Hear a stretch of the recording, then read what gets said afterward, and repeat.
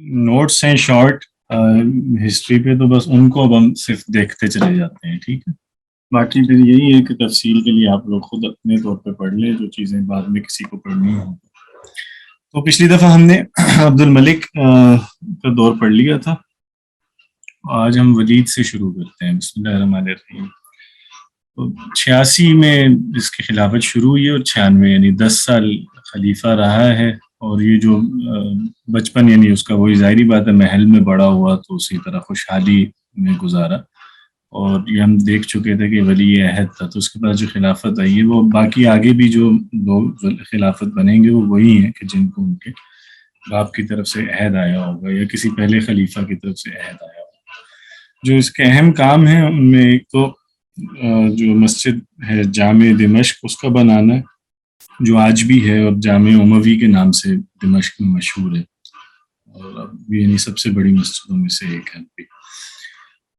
اور یہ اس نے یعنی خلافت کا آغاز اسی سے کیا جامع دمشق سے اور وہ مکمل بھی اس کی خلافت پہ یعنی 10 سال لگے اس مسجد کے بنانے میں. اور وہ آرکیٹیکچر میں اور اپنے ڈیزائن میں منفرد مسجد ہے. اس کے علاوہ جو صخرِ قدس ہے وہ بھی اس نے تعمیر کروایا. جو مسجد اقصیٰ کا ایک پارٹ ہے نا جو جس میں وہ گنبد سا ہے. اور پھر مسجد نبوی جو ہے اس میں توسیع کی. اور اس کے علاوہ اس کے دور میں زیادہ کام عمرانی یعنی وہی جو آرکیٹیکچرل اور جس کا تعلق یعنی اس سے ہوتا ہے ماڈرنائزیشن سے ہوتا ہے وہ چیزیں اس نے کی ہیں. باقی اس کے زمانے میں امن امان تھا.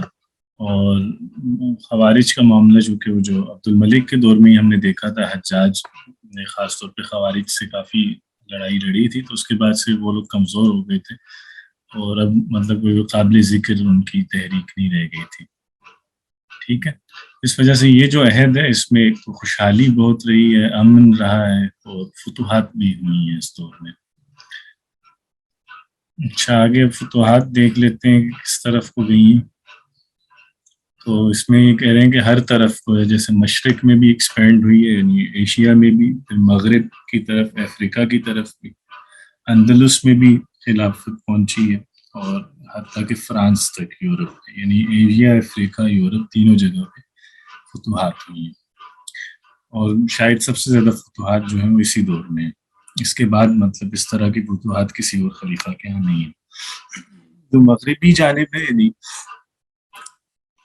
وہاں کی جو خلافتیں جو فتوحات ہیں سوری جو بلاد روم کسے کہتے ہیں ترکی وغیرہ. ہاں مینلی جو ترکی کا علاقہ ہے جو وہ ان کا جو بزنطینی سلطنت تھی اس کا قائم مقام وہ تھا پائے تخت جو تھا اس کا. تو وہاں مسلمہ ہم نے پچھلی دفعہ پڑھا تھا کہ عبد الملک کے بیٹوں میں سے جو سب سے مشہور یعنی گھڑ سوار اور جنگجو تھا جسے فارس بنی مروان کہتے ہیں. مسلمہ قسطنطینیہ کی جنگ کا مین کمانڈر تھا. تو یہ ان سے وہاں لڑتے ہوئے رومیوں سے اموریہ یعنی جو آج کل کا انقرہ ہے وہاں تک پہنچ گیا تھا اور ہرقلہ تک. اور یہ اس نے فتح کیا 89 میں. اس کے بعد مسلمان جو ہیں وہ قسطنطینیہ کے خلیج کے قسطنطینیہ کا حصار انہوں نے کیا تھا کافی غالباً 3 مہینے حصار رہا تھا لیکن فتح نہیں مل سکی. اس کے علاوہ آذربائیجان اور ٹھیک ہے یعنی اس ایریا میں جو جسے ہم ایشیا مائنر کہتے ہیں ایشیائی کوچک جو ہے یہ فتح ہوئے اس عرصے میں. اس کے بعد بحر متوسط جو ہے یہاں پہ صقلیہ اور موریقیہ یہ 2 جزیرے ہیں جو مسلمانوں نے فتح کی. صقلیہ معلوم ہے کسی کو کہاں پہ؟ یہ مسلمانوں کی بڑی ایک یعنی یورپ میں آپ کہہ لیں کہ کسے سسلی ہے ایک جگہ کا نام سسلی کر کے سسلی ہے. ہاں جی سسلی کہتے ہیں یا سسلی کہتے ہیں اٹلی میں. تو یہ جیسے سب سے زیادہ امپرنٹس یورپ میں جس جگہ مسلمانوں کے ہیں وہ یہ ہے. اور اسی طرح جو انلائٹنمنٹ کا دور ہے یورپ کا اس میں بھی جو سب سے زیادہ جو انہوں نے عربی کتب کے تراجم کیے ہیں تو وہ یہیں پہ صقلیہ میں ہوئے ہیں زیادہ. اس لیے یہ جگہ بہت اہم ہے. اچھا افریقیہ میں پھر موسیٰ بن نصیر نے جو یہ بھی گورنر تھا عبد الملک کی کا اپوائنٹ کیا ہوا اس نے وہاں پہ فتوحات کی اور یہاں تک کہ بربر یعنی جو تونس کے علاقے کے قریب یہ لوگ رہتے تھے قبیلہ بربر وہاں تک فتوحات ہو گئی تھی. اس کے بعد اندلس جو ہے یہ بھی موسیٰ بن نصیر نے پہلے یہ طے کیا کہ وہ پار کرے گا سمندر اور اندلس جائے گا، یہاں سے وہ یورپ میں جیسے داخل ہوئے مسلمان، لیکن وہ خود پھر نہیں گیا، اور جو بربروں کا قائد تھا طارق بن زیاد، اسے اس نے بھیجا سمندری راستے سے۔ باقی وہ آپ کو سارا قصہ پتہ ہی ہے، اس نے اپنی کشتیاں جلا دیں اور وہ اپنا مشہور خطاب کیا جس میں یہ ایھا الناس این المفر، کہ لوگوں کہاں بھاگ کے جا سکتے ہو، کہ سمندر تمہارے پیچھے، دشمن تمہارے سامنے، اور بس سچائی ہے اور یہ ہے کہ ڈٹے رہو، یعنی سچے دل سے لڑو اور ڈٹ کے لڑو۔ تو یہ 92 میں فتح ہوا اندلس۔ اچھا، اس کے بعد یہ جو بلاد ترک، تو خیر پہلے بھی انہوں نے بتا دیا تھا، اب دوبارہ ذکر کر رہے ہیں کہ ماوراء النہر، یہ بلاد ترک میں یہاں قتیبہ بن مسلم الباہلی، یہ مشہور قائد تھا جس نے بیکند فتح کیا 87 میں۔ پھر یہ بلاد سغدونس ہے، یہ پتہ نہیں کون سی بلاد ہے۔ پھر بخارا فتح ہوا، طالقان، فاریاب، بلخ، سمرقند، یہ سارے یعنی جو ایران اور افغانستان کے علاقے ہیں یہ فتح ہوئے۔ پھر شیشان ہے، اور خوقند تک پہنچ کے پھر کابل 94 میں ہوا۔ کاشغر جو ہے، جو اس وقت ایسٹ ترکستان میں ہے، یہ 96 میں ہوا۔ اور یہاں تک کہ بین النہرین، یعنی یہ جو پورا ماوراء النہر کا علاقہ، یہ پورا جس کو یہاں انہوں نے لکھا ہوا ہے، اس میں تو یہ جو سوویت یونین کے علاقے ہیں سارے، اور افغانستان کے علاقے، یہ انہیں سارے جو ہیں یہ فتح ہو گئے تھے اس میں 96 تک۔ پھر مزید فتوحات ہوتی رہیں، حتیٰ کہ یہ لوگ چین تک چلے گئے، اور وہاں پہ بھی جزیہ نافذ کر دیا قتیبہ نے۔ ٹھیک ہے، یعنی چین تک پہنچ گئے۔ اس کے بعد یہ سندھ کا ہے۔ سندھ میں ہم نے پچھلی دفعہ بھی کچھ دیکھا تھا، چونکہ وہ ابتداً تو حجاج ہی نے بھیجا تھا، لیکن جو عبد الملک کا دور نہیں تھا، وہ ولید کے ابتدائی دور میں ہوا یہ، تو محمد بن قاسم کو جو اس کا بھتیجا تھا اسے بھیجا گیا، اور باقی وہ کو پتہ ہے کہ داہر سے اس کا مقابلہ ہوا۔ تو یہ 90 سے 94 کے درمیان کا پیریڈ ہے جس میں یہ فتوحات ہوئی ہیں۔ ولید جو ہے 96 میں اس کی وفات ہے، 10 سال رہا ہے، تو اس کے یعنی آپ دیکھیں کہ جو 10 سال ہیں اس میں ہر طرف فتوحات بہت زیادہ ہیں۔ اس کی مین وجہ بھی وہی ہے کہ اندر اس طرح کی فتنے نہیں تھے جس طرح پہلے والے لوگوں کو فیس کرنے پڑے ہیں۔ یہ میپ ہے، یہ دیکھ لیجئے گا، میں بھیج دوں گا۔ اچھا، پھر سلیمان ہے 96 to 99، اور یہ خلیفہ بننے سے پہلے والی یعنی گورنر رہا ہوا تھا رملہ کے علاقے میں، اس کے بعد اس کو خلافت ملی ہے۔ وہی، اور یہ ہم دیکھ چکے تھے، عبد الملک آلریڈی ان دونوں کا کہہ چکا تھا کہ پہلے ولید خلیفہ ہوگا، اور ولید کے بعد اس کا بھائی سلیمان ہوگا۔ تو جب اس نے یعنی خلافت لی، تو سب سے پہلے جس چیز کا اس نے اہتمام کیا وہ یہ تھا کہ نماز اپنے وقت پہ قائم کی جائے۔ یہ اس لیے اس کو زیادہ اہمیت دے رہے ہیں کہ اس سے پہلے بھی اموی خلفاء پہ یہ تنقید رہی ہے کہ یہ لوگ نماز کو بہت تاخیر سے پڑھواتے تھے، اپنے وقت پہ نہیں پڑھایا کرتے تھے۔ تو یہ ایک جیسے غالباً ہم نے جو پچھلی دفعہ حجاج کا پڑھا تھا وہاں پہ بھی شاید دیکھی تھی کہ علماء کی جو اس پہ تنقید تھی، اس میں سے ایک وجہ یہ بھی تھی۔ تو اس لیے اس کو ذرا اہمیت دے رہے ہیں کہ سلیمان نے جیسے سب سے پہلے آ کے یہ ایک اصلاح کی کہ نمازوں کو اس کے وقت پہ قائم کیا۔ لیکن سر دوسری سوال ہے، جی سوال ہے سر، یہ نمازوں میں آپ نے کہا کہ تاخیر سے پڑھتے تھے، تو کیا یہ جو دیوبند اکثر کوشش کرتے ہیں کہ نماز کو تاخیر سے پڑھیں، تو کیا یہ بھی اسی کے ساتھ کوئی کڑی ملتی ہے؟ نہیں، میرا نہیں خیال۔ استاد میں جواب دوں، اصل میں یہ ہوتا تھا کہ میرے خیال میں شاید خلیفہ وقت جو ہے نا وہ امامت کرتا تھا، تو وہ آرام سے نکلتا تھا، اور اکثر شاید کچھ خلفاء کا مجھے نہیں یاد کہ عباسی یا اموی، وہ عید کی نماز دوسرے دن پڑھایا کرتے تھے، کیونکہ خلیفہ کو پڑھانا ہوتا تھا تو وہ آرام سے نکلتا تھا اپنی مرضی سے۔ ایسے ہی ہے، وہ اس میں مطلب لوگ انتظار پہ بیٹھے رہتے تھے، یعنی بہت دفعہ جیسے ہوتا تھا کہ لوگ مسجد میں بیٹھے ہیں انتظار کر رہے ہیں، وہ لوگ انتظار مزید کرواتے بھی تھے۔ جیسے ایک وہ بھی جیسے ہوتا نا کہ پاور میں کچھ لوگوں کو ہوتا ہے کہ لوگوں کو ویٹ کر، تو وہ ایک چیز بھی تھی۔ وہ جو آپ پوچھ رہے تھے، جو پہلے جس بھائی نے اشارہ کیا، وہ تو اور چیز ہے نا، وہ تو مطلب یہ کہ فقہ میں یعنی اگر ایک امام کی رائے ہے یا ایک عالم کی، تو وہ تو ایک رائے ہے نا، مطلب وہ کوئی اسے آپ گناہ تو نہیں کہیں گے اس طرح، کیونکہ وہ تو اس کو ظاہر بات جو بھی ہے ان کا اپنا ایک استدلال ہے، تو وہ اس کو مطلب جان بوجھ کے یا استخفاف کے طور پہ نہیں کرتے، ٹھیک ہے نا. تو یہ اس طرح نہیں ہے کہ ان کے پیچھے کوئی ان کا کوئی علمی وہ تھا، سبب تھا. یہ ان کا سبب یا تساہل تھا یا وہی لوگوں کو اذیت دینا تھا. اچھا، باقی اب یہ جہاں ایک طرف یہ اچھا کام کیا سلیمان نے، لیکن دوسری طرف یہ اب ہے کہ شروع کا جو دور تھا اس کا وہ اچھا نہیں رہا، اس لحاظ سے کہ اس نے شخصی انتقام بہت لیا، اور اسی میں وہ جو آپ کو پتہ ہے محمد بن قاسم کو بھی بلوا کے جو مارا، تو اس کی وجہ بھی یہ. اور ایون مطلب اس کو شروع سے یہ پہلے بھی حجاج کا بہت زیادہ مخالف تھا سلیمان، تو یہ اپنے ابا سے بھی کہا کرتا تھا کہ آپ نے کس کو گورنر بنایا ہوا. اور بعد میں ولید کو بھی اس نے بہت کوشش کی بھائی کو منانے کی، لیکن وہ لوگ نہیں مانتے تھے، اور ان کے نزدیک حجاج ان کی مجبوری تھا یا ان کی سلطنت کی ضرورت تھا. تو بہرحال اس کو، اور آخری جو دور ہے ولید کا، جب وہ بیمار رہنے لگا تو حجاج جیسے بہت ڈرا کرتا تھا، اور مطلب اس کے اقوال اس پہ ملتے ہیں کہ وہ دعا کرتا تھا کہ یا اللہ مجھے سلیمان کے خلیفہ بننے سے پہلے ہی اٹھا لے. تو وہ ہو بھی ایسا ہی گیا، یعنی وہ مر گیا حجاج سلیمان سے کچھ ہی عرصہ پہلے، وگرنہ اسے پتا تھا کہ سلیمان بہت برا کرے گا. اور وہ لیکن حجاج تو مر گیا، لیکن جتنے لوگ منظور نظر تھے ولید کے یا حجاج کے وہ سب رگڑے گئے بعد میں. تو محمد بن قاسم کو بھی اسی پاداش میں اس نے مروا دیا بعد میں. اسی طرح وہ جو قتیبہ بن مسلم ہے جس کا بھی ہم نے پڑھا تھا کہ یہ جو ایشیا کی جو اکثر فتوحات ہیں، یہ ترکستان کے علاقے جو ہیں اور خراسان کے، تو وہاں قتیبہ کو بھی مروا دیا. اور اس میں مطلب جیسے ایک یہ بھی ہوتا تھا کہ ایک کمانڈر اتنا مضبوط نہ ہو جائے کہ وہ خود خلیفہ کو بھی چیلنج کرنے لگے. اسی طرح حجاج کے باقی جتنے قریبی لوگ تھے ان سب کو. اسی طرح پھر موسیٰ بن نصیر، یعنی جو افریقہ میں ہم نے دیکھا کہ جس نے فتوحات کی. تو یہ ایک آئرنی ہے نا کہ آپ کی جو ہیروز ہیں ایک طرف، جنہیں ہم آج تک وہ کہتے ہیں کہ ان لوگوں کی وجہ سے فتوحات ہوئی ہیں، تو انہی کو بعد میں چن چن کے مارا بھی گیا.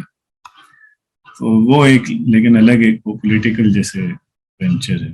97 میں حج پہ گیا سلیمان. اب لیکن یہ ہے خلفاء کے ہاں مطلب یہ چیزیں آپ کو ملیں گی کہ یہ جیسے نا ان کے ہاں ملی جلی چیزیں ہوتی تھی، کچھ چیزیں اچھی کر رہے ہیں کچھ بری کر رہے ہیں، مطلب بس ملا جلا چل رہا ہے. اور وہ نیکیاں بھی بیچ میں اس لیے بھی بعض دفعہ کرتے تھے کہ چلو اپنے گناہوں کو تھوڑا وہ کر لیں، بیلنس کر لیں. جیسے اب اس کو سلیمان کو ایک اور یہ تھا کہ اس کی خواہش تھی کہ قسطنطینیہ میں فتح کروں، اس کے لیے بھی اس نے کافی ایفرٹس کی. تو ایک جانب کئی چیزیں اچھی بھی ہوتی تھیں، لیکن دوسری طرف وہ پہلو بھی تھا.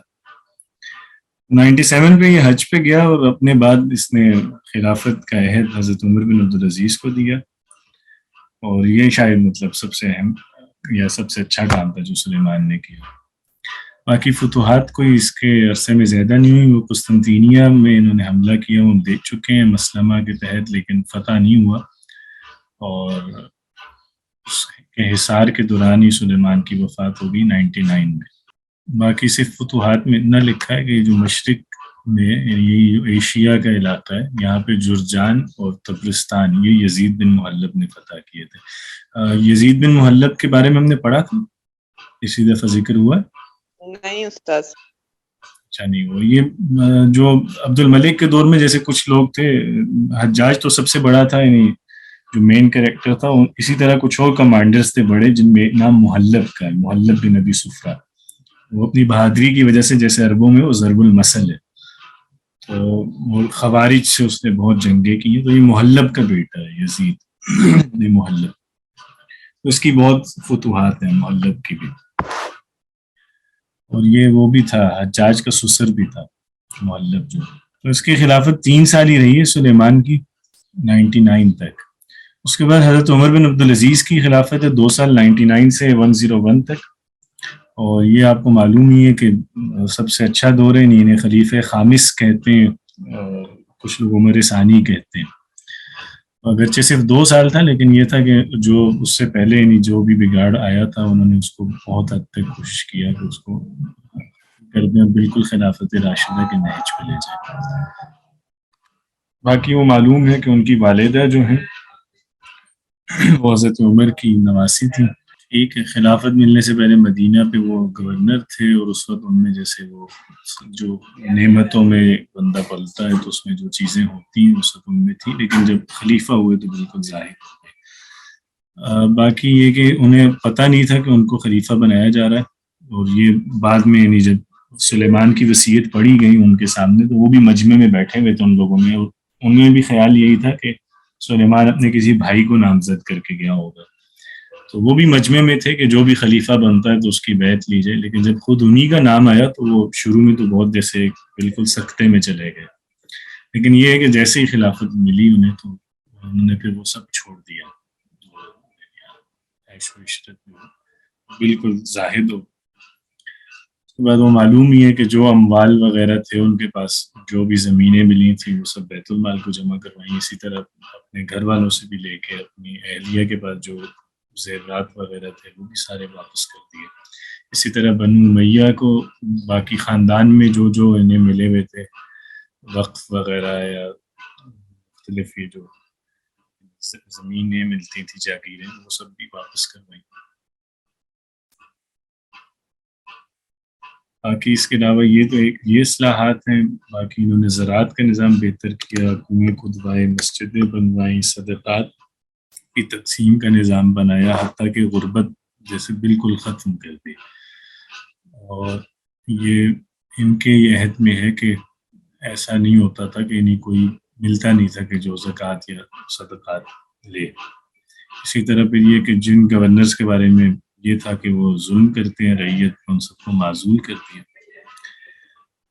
فتوحات جو ہیں وہ سب سے پہلے جب یہ وہ ہم ابھی دیکھ چکے ہیں کہ جب قسطنطنیہ کا حصار تھا اس کے دوران ہی سلیمان کی وفات ہوئی، تو انہوں نے سب سے پہلے وہاں حصار بند کروایا اور مسلمان فوج واپس بلا لی، چونکہ وہاں اموات بہت زیادہ ہو رہی تھی اور غالباً 3 مہینے سے اوپر ہی ہو چکے تھے حصار کو، تو اگرچہ مسلمہ کو اس بات کا بہت دکھ ہوا تھا کہ وہ انہیں واپس بلوا لیے، چونکہ اس کو جیسے جنون تھا کہ اس نے فتح کر کے ہی رہنا، لیکن یہ ہے کہ حضرت عمر نے یہی دیکھا کہ مسلمان فوج خطرے میں اور ان کی مصلحت میں نہیں ہے کہ اس حصار کو بڑھایا جائے، تو واپس بلا لیا، اور پھر روم سے انہوں نے کچھ اپنے معاملات بھی اچھے کیے۔ اس کے بعد جی سر بالکل آواز آ رہی ہے، لیکن تھوڑی سی پہلے کٹی تھی اپنی کرتے ہیں۔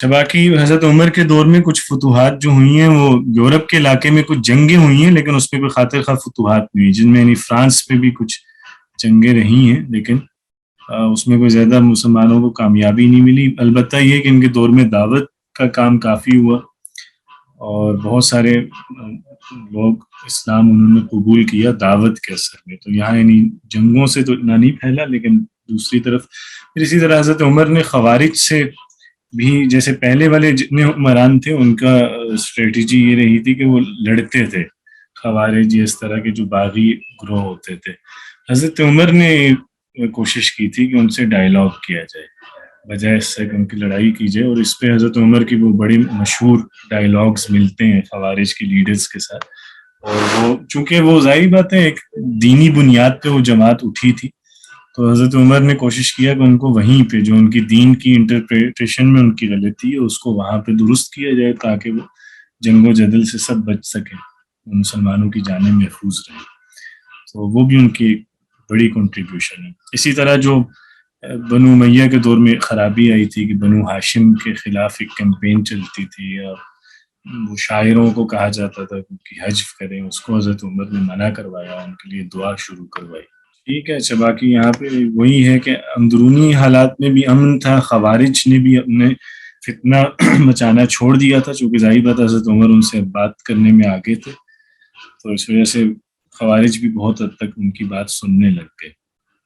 اس دور میں لیکن ایک اور اہم چیز ہوئی ہے، وہ ہوئی ہے کہ عباسیوں نے اپنی دعوت دینا شروع کر دی، یعنی انہوں نے اپنے ایک آپ کہہ لیں کہ ایک انہوں نے موٹیو رکھا یا ایک نیریٹو انہوں نے ڈیولپ کیا، وہی آل محمد کا انتقام لینے کا، اور دوسرا وہی کہ جو بنو ہاشم ہیں وہ زیادہ حقدار ہیں خلافت کے، اور پھر بنو امیہ کے ظلم گنوا کے لوگوں کو اپنے ساتھ جمع کرنا شروع کیا۔ ٹھیک ہے، تو اس کا جو صحرا ہے وہ بھی رافضیوں کے ہاتھ ہی جاتا ہے. ان کا ایک فرقہ ہے جس نے وہی دعویٰ کیا کہ امامت جو ہے وہ آل رسول میں رہے, اور پھر اس کے بعد لیکن وہ اس کو ایکسٹینڈ کیا انہوں نے, بنو ہاشم میں ہونی چاہیے منیمم, ان سے باہر نہیں ہوگی.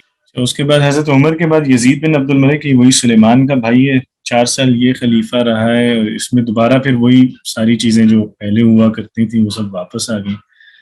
تو حضرت عمر نے نہیں جو کچھ ٹھیک کیا تھا وہ اس نے سب دوبارہ پرانے اس پہ لے گیا.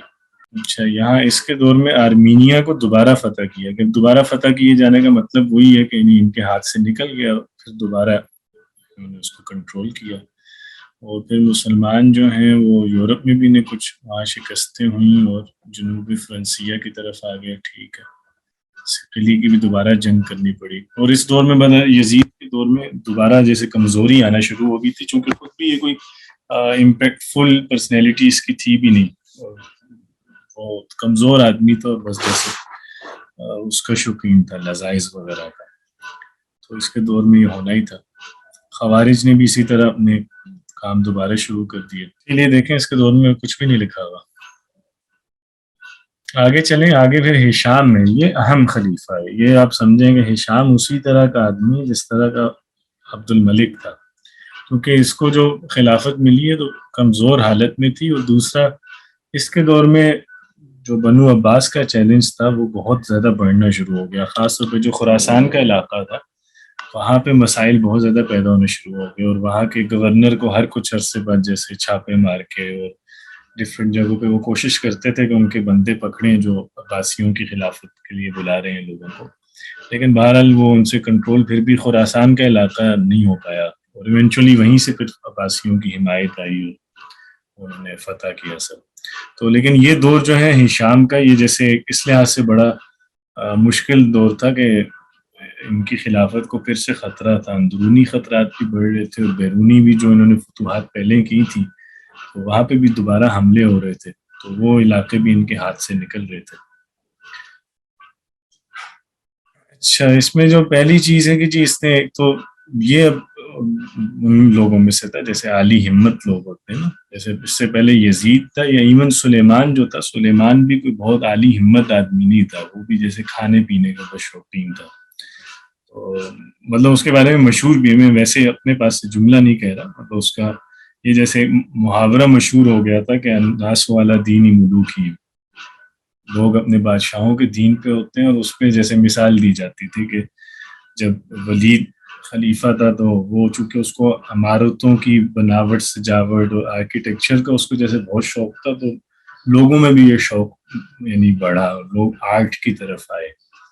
سلیمان آیا تو اس کو کھانوں کا شوق تھا, تو عوام میں بھی یہی ہوا کہ ہر کوئی پکوانوں کی باتیں کر رہا ہے.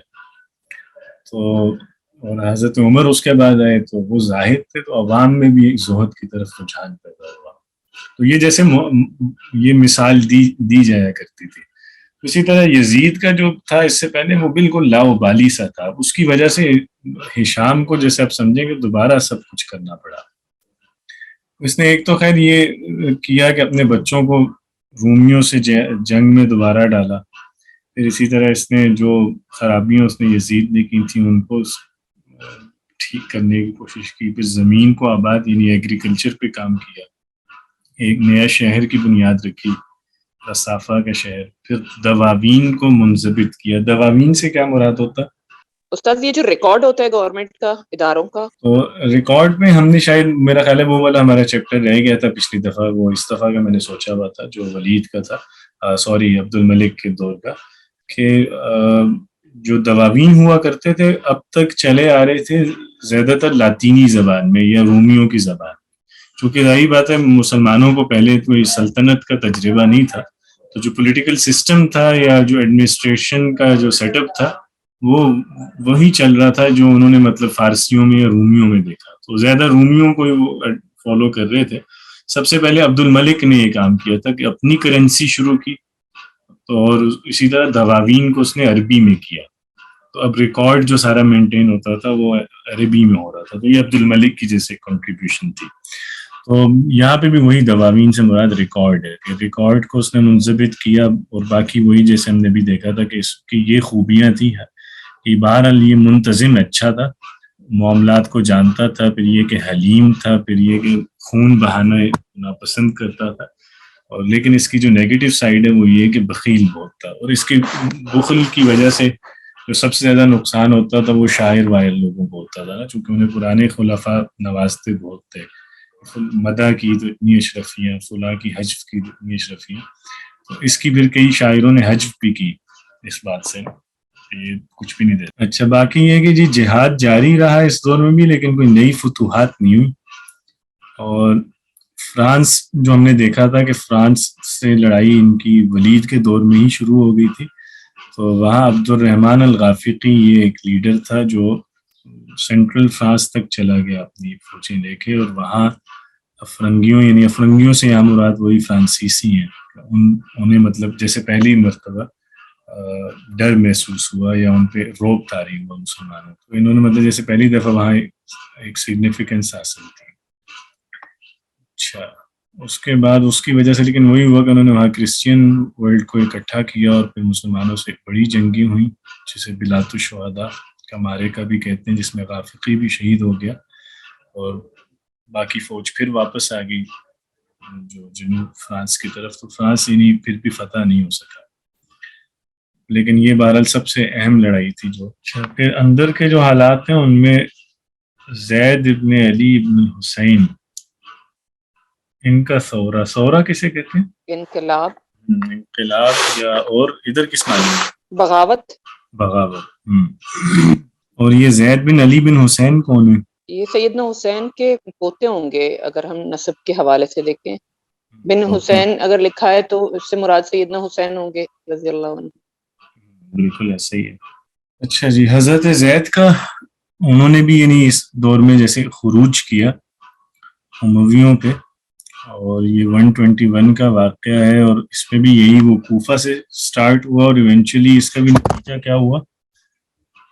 تخاذل عنہ الکوفیون، یعنی ادھر بھی جیسے ہی ان کی عادت ہے کوفیوں کی نا، اپنے وعدے سے مکر جاتے ہیں یا بے وفائی کر جاتے ہیں، اسی کے لیے تو حجاج نے اس وقت ٹھیک کیا تھا ان کے ساتھ، عراقیوں کے ساتھ، پھر تو اس کے اچھا لگتا ہے کہ اس نے تھوڑا سا ان کو کنٹرول رکھا ہے۔ تو ادھر بھی یہی ہوا، مطلب انہوں نے پہلے حضرت زید کو بلایا اور انہیں مطلب کہا کہ ہم آپ کو امام بناتے ہیں اور آپ کے ہاتھ پہ خروج کرتے ہیں ان سے، لیکن جب وہ میدان عمل میں آ گئے تو یہ لوگ پھر بھاگ گئے، تو ادھر بھی لڑائی ہوئی، اور اس کے بعد آپ شہید ہو گئے 122 میں۔ یہ حضرت زین العابدین جو ہے نا، ان کا تو معلوم ہوگا نا جی، جو اس میں بچ گئے تھے نا، کے بیٹے ہیں نا۔ استاد پھر یہ نفس زکیہ کون تھے پھر؟ نفس زکیہ میرا خیال ہے انہی کو کہتے ہیں، جو کہ ایک تو محمد بن حنفیہ ہیں، کیا محمد بن وہ حنفیہ سیدنا علی کی اپنی اولاد تھے شاید۔ نفس زکیہ شاید انہی کے لیے استعمال ہوتا ہے، نہیں ویسے نہیں وہ بھی اور ہیں، چلیں اس کو میں دیکھ کے بتاؤں گا آپ کو۔ اچھا تو ان کی بھی شہادت ہوگی، اس کے بعد آپ کے بیٹے تھے یحییٰ جو بلخ میں چلے گئے ادھر افغانستان میں، یہاں پہ آپ کو بھی امویوں نے شہید کر دیا، اور جو یہ فرقہ زیدیہ ہے شیعہ میں، ان کی نسبت انہی کی طرف ہے، حضرت زید بن علی کی طرف۔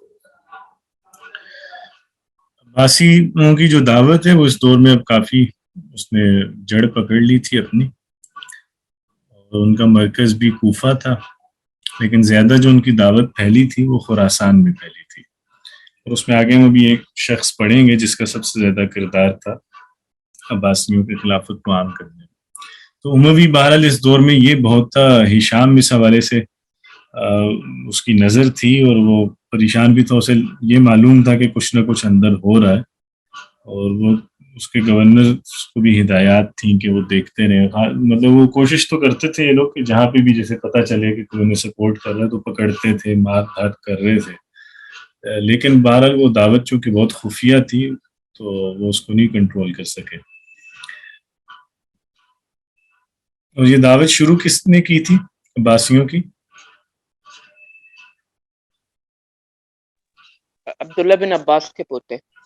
ہاں، یہ محمد بن علی بن عبداللہ بن عباس، حضرت عبداللہ بن عباس کے جو پوتے ہیں انہوں نے یہ شروع کیا۔ اور ان کا بیٹا آگے ایونچولی مطلب یہ تو فوت ہو گئے اس میں آگے 124 میں، لیکن انہی کے جو صاحبزادے ہیں انہیں خلافت مل گئی، انہوں نے چھین لی انہوں سے۔ تو اس کے بعد ان کے بیٹا تھا ابراہیم، وہ اس نے انہیں اس دعوت کو سنبھالا، اور اس دور میں انہیں سب سے بڑا آدمی ملا جس نے ایونچولی عباسیوں کی خلافت کی بنیاد رکھی، وہ یہ ابو مسلم الخراسانی، یہ سب سے عام آدمی ہے۔ تو یہ شاید نہ ہوتا عباسی اپنی حکومت قائم نہ کر پاتے، اور یہ تھا بھی مطلب بالکل عام سا آدمی تھا، دکان پہ چمڑے کی دکان پہ کام کرتا تھا، اور اچانک ہی بس اسے جیسے حجاج کا ہم نے دیکھا تھا نا کہ اسے بھی ایک اچانک ہی وہ ہوا کہ پاور گین کرنی ہے، اور یہ بھی چونکہ غلام تھا ابو مسلم خراسانی، تو اس کو بھی بیسیکلی وہ تھا کہ پاور لینی ہے، اور اس کے لیے اسے ایک اچھا وینچر مل گیا کہ چلو عباسیوں کی دعوت عام کرتے ہیں، وہیں سے بھی یہ لیڈر بنا، اور بعد میں خیر یہ خود عباسی اتنا ہی اسٹرانگ ہو گیا تھا کہ عباسیوں نے پھر اسے خود مروا دیا کہ اب ہمارے لیے خطرہ بن رہا ہے۔ اچھا جی، ہشام جو ہے اس کی خلافت 125 میں ختم ہوئی ہے، 20 سال یعنی یہ خلیفہ رہا ہے، لیکن اس کے دور میں جو ہے وہ کمزوری پھر بھی رہی ہے، اور بلکہ سلطنت اگرچہ اس کی اصلاحات کافی تھیں، لیکن چونکہ اب عباسیوں کی بھی یہ تحریک پکڑ رہی تھی، جڑ پکڑ رہی تھی، اور اسی طرح جو خوارج بھی دوبارہ سر اٹھا رہے تھے، تو یہ کہ باہر بھی فتوحات کوئی نہیں ہو رہی تھی، سرحدوں پہ ہر طرف لڑائی چل رہی تھی، تو مزید کمزوری ہوئی ہے حکومت۔ اچھا آگے یہ آخری منٹ ہے، جوائن کر لیں، میرا خیال ہے اگلے 5 منٹ رہ گئے ہیں، اس میں بس یہ 2-3 لوگ رہ گئے ہیں، امویوں کے اس کو مکمل کرتے ہیں، اگلی دفعہ پھر متعلق عباسیوں کو شروع کریں، اب ان کے 5-6 سال ہی رہ گئے۔ اچھا ہشام، اب ہم نے دیکھا کہ 125 میں ہشام کی وفات ہوتی ہے، تو اس کے بعد اب آپ کو کچھ بھی نہیں ملے گا، یہ جو اگلے 7-8 سال ہیں بس اس میں یہی ہے کہ ایک خلیفہ آ رہا ہے، دوسرا آ رہا ہے، تیسرا آ رہا ہے، اور سبھی کمزور سے کمزور ہیں۔ اور ہشام کو بھی جیسے ہم نے دیکھا تھا کہ کئی مسائل کا سامنا تھا، ایک تو اندرونی مسائل تھے جن میں خوارج ہیں، جن میں عباسیوں کی دعوت ہے، پھر وہ سرحدوں پہ جو لڑائیاں ہیں وہ ہیں، اس کے علاوہ ایک جو اندر چپکلش چل رہی تھی محل کے اندر، وہ شروع ہوئی تھی حضرت عمر کے دور سے ہی، چونکہ یہ جیسے اس سے پہلے ہم نے دیکھا تھا کہ عبد الملک تھا، تو اس کے دور میں کم از کم جو بنو امیہ کا اپنا خاندان ہے اس میں کوئی مسئلہ نہیں تھا، اگرچہ یہ کہ عبد الملک نے اپنے بھائی کو وعدے کے مطابق خلافت نہیں دی، اپنے بیٹے کو دی، لیکن پھر بھی یہ کہ جو عبدالعزیز تھے انہوں نے کوئی بغاوت نہیں کی، یا کوئی جیسے کہ ہوتا ہے نا کہ وہ خفیہ کوئی مشن چلا رہے ہوں ساتھ ساتھ کہ ان کی وہ ٹاپل کرنی ہے، کوئی اس طرح کا کچھ نہیں تھا۔ تو بہرحال اس حوالے سے سکون تھا کہ کم از کم وہ جو خاندان تھا، شاہی خاندان، وہ آپس میں جڑا ہوا تھا، لیکن حضرت عمر کو جب ملی خلافت تو اس وقت یہ مسائل شروع ہوئے کہ ایک تو آلریڈی یزید ان کا بہت مخالف تھا، چونکہ اس کو یہ تھا کہ میں حقدار ہوں، عبد الملک کا بیٹا میں ہوں، اور دوسرا پھر وہ انہوں نے جب اپنے خاندان سے مراد سب لے لی تھی تو وہ سارے خاندان والے ویسے ہی یزید کو سپورٹ کرنے لگ گئے، تو وہاں سے جیسے ان کے خاندان میں بھی ایک دوسرے کے خلاف جو ایک ٹرینڈ ہوتا ہے نا کہ آپس میں جیسے چچا زاد ہیں یا ایون بھائی بھی ہیں، تو وہ بھی آپس میں ایک دوسرے سے لڑ رہے ہیں خلافت کے لیے۔ اب یہ چیز سب سے خطرناک ہوتی ہے کہ جہاں ایک جو فیملی ہے اس کے اندر ہی اگر ایسا ہو جائے تو پھر ظاہری بات ہے وہ ڈائنیسٹی زیادہ لمبی چل نہیں سکتی، وہ ہم آگے بھی جتنی بھی سلطنتیں یا مملکتیں پڑھیں گے ان سب میں جب بھی آپ دیکھیں گے کہ ڈکلائن آتا ہے تو اس کی بڑی وجہ یہ ہوتی ہے کہ جو اٹ سیلف یعنی جو کنگ شپ چل رہی ہوتی ہے جس فیملی میں، اس فیملی ہی میں ایک کوئی وہ نہیں رہ جاتی نا، یونٹی نہیں رہ جاتی۔ ظاہری بات ہے جب وہ اندر مسائل ہوں گے تو وہ باہر سوسائٹی کو کیسے ایک رکھ سکیں گے، اور جب سوسائٹی میں بھی پھر چیزیں اٹھ رہی ہوتی ہیں، پھر باہر سے دشمن بھی حملہ کر رہا ہوتا ہے، تو ظاہری بات ہے ایونچولی وہ گرنا ہی ہوتا اس اسٹرکچر نے۔ تو ادھر بھی ایسا ہوا، ہشام کو اندر سے بھی جو مسئلہ تھا وہ سب سے زیادہ اپنے بھتیجے سے فیس کرنا پڑ رہا تھا، جو اس کا بھتیجا تھا ولید بن یزید۔ اب یہ وہی یزید جو ہم نے ابھی پڑھا تھا نا، جو عمر بن عبدالعزیز رضی اللہ عنہ کے بعد جو آیا، تو یہ یزید ہم پڑھ چکے ہیں کہ وہ خود بھی جیسے لاؤبالی سا آدمی تھا، بیٹا اس کا لیکن اس سے مطلب 10 گنا زیادہ تھا۔ اب لیکن ہوا یہی تھا کہ یزید جو ہے اپنے بھائی کے لیے، ہشام کے لیے پہلے عہد کر کے گیا تھا، اور اس کے بعد اپنے بیٹے کے کہہ گیا تھا کہ بھائی یہ ہشام کے بعد میرا بیٹا ولید ہوگا خلیفہ. تو اس لحاظ سے ہشام نے جس دن خلافت سنبھالی اس دن سے اس کا ولی عہد ولید بن یزید تھا. لیکن یہ چونکہ بہت لاؤبالی تھا اور یہ اس کا بس کام وہی ہوتا تھا صحراؤں میں رہنا اور شکار وکار کھیلتا رہتا تھا، شراب پیتا تھا اور اس طرح کی چیزوں میں رہتا تھا، تو وہ اس وجہ سے ہشام چاہتا نہیں تھا کہ اس کو بنائے. اور ہشام نے اپنے اس میں بہت کوشش کی کہ اس کو ہٹا دے اور کسی اور کو ولی عہد بنائے. لیکن یہ کہ اس کے سپورٹرز بہت تھے جو یعنی ولید بن یزید کے، یا یوں کہہ لیں کہ یزید کی فیملی کے سپورٹرز ہیں، وہ ہشام کو ایسا کرنے نہیں دیتے تھے. تو ایونچولی وہ ہشام نہیں کر سکا، وہ مر گیا. تو اب خلافت اسی کو ملی، ولید بن یزید کو. تو یہ جیسا کہ پہلے تھا خلافت ملنے پہ بھی ویسے ہی رہا. تو لوگ بہرحال اس سے تنگ آ گئے کہ یہ اس نے کیا تماشا لگایا. وہ مطلب وہ آپ قصے میں بیان نہیں کر سکتا، یہاں آپ کتابوں میں پڑھ لیجئے گا، بہت عجیب عجیب چیزیں تھیں اس کی. تو مطلب کھلم کھلا وہ عجیب عجیب حرکتیں کرتا تھا. تو پھر لوگوں نے کیا کیا کہ اس کو چھوڑ کے جو ولید ہم نے پہلے پڑھا تھا نا، ولید بن عبد الملک جو تھا، تو اس کا بیٹا تھا یزید بن ولید. یزید بن ولید سے کئی لوگوں نے خفیہ بیعت لے لی اور انہوں نے کہا کہ آپ خلیفہ بنے، اور یہ کیا ایک فضول آدمی ہمارے اوپر مسلط ہو گیا. تو وہ ولید نے پھر موقع جان کے یزید کو ہٹا دیا. اور وہ ویسے ہی چونکہ شکار وغیرہ بھی اکثر ہوتا تھا، تو جو یزید بن ولید ہے، اس نے ولید کو پھر قتل کروا دیا اور خود خلیفہ بن گیا.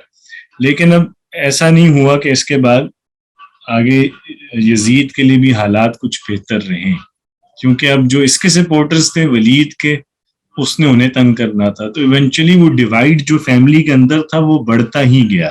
تو یہ جو اس کی حکومت رہی ہے ولید بن یزید کی، وہ صرف 1 سال اور 3 مہینے رہ سکی ہے. باقی جو اس کے یہ سلوکیات کا مطلب وہی ہوتا ہے، نہیں جو اس کا کردار وغیرہ جو چیزیں تھیں وہ سب میں نے آپ کو بتا دی ہیں، باقی آپ پڑھ لیجئے گا. اس کے بعد جس نے اس کو ہٹوایا، اس کو مروایا، وہ اس کا بھتیجا تھا، اپنا نہیں بھتیجا کہہ رہا ہوں، چچا زاد تھا، یزید بن ولید. ٹھیک ہے، یہ یزید بن ولید ہے، اور جو اوپر ہم نے دیکھا ہے وہ ولید بن یزید ہے. اچھا جی، اس کی ہم نے دیکھی تھی کہ خفیہ بیعت کچھ لوگ لے چکے تھے. اس کا دور بھی بہت مختصر ہی رہا ہے اور اس میں بھی اضطراب رہا ہے، روز فتنے رہے ہیں. اور اس میں بڑی وجہ وہی تھی کہ بنو مروان کے اندر بھی دراڑ آ گئی تھی. اور پھر اس کے علاوہ یہ ہے کہ خراسان میں مسئلہ چل رہا تھا عباسیوں کی دعوت کا. پھر اہل حمص نے بغاوت کر دی. حمص شام میں ایک علاقہ ہے، اور عراق کا بھی میرا خیال ہے بارڈر لگتا ہے حمص کو. اور فلسطین میں بھی بغاوت ہو گئی. تو وہاں اس نے وہ جو شورشیں تھیں ان پہ قابو پانے کی کوشش کی. اس کے بعد قیسیہ، یمانیہ، ادھر بھی بغاوتیں اٹھیں، اور خراسان میں بہت زیادہ بغاوتیں ہوئیں. تو یعنی یہ اب اس کا مطلب ہے کہ اب سلطنت جو ہے وہ اپنی موت کی طرف جا رہی ہے. ٹھیک ہے، بالکل آخری ہے اس میں. تو اس کی پھر وفات ہوئی ہے یزید بن ولید کی طاعون سے اپنی خلافت کے 6 مہینے بعد. اس کے بعد ابراہیم بن ولید، یعنی یہ جو یزید بن ولید ہے یہ اسی کا بھائی ہے، یہ خلیفہ بنتا ہے.